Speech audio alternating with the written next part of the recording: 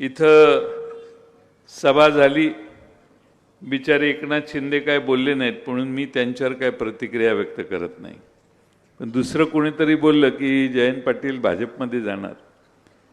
आता 10 पक्ष बदलून ह्यो बाबा तिकडे गेलाय, तो आता मला म्हणतो भाजपमध्ये जाणार।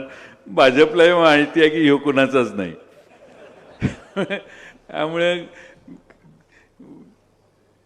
अजित पवार आणि आमचा पक्ष आम्ही एक करणार होतो ही वस्तुस्थिती आहे आणि त्यासाठी माझ्याच घरी 10 बैठका झाल्या आणि आम्ही जवळपास ठरवलं होतं। दुर्दैवाने त्यांचा निधन झालं।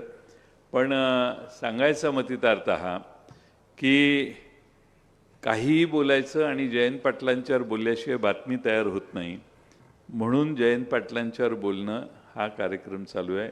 आम्ही त्यांच्या कुणावरही बोलण्याची आमची कुणाची इच्छा नाही।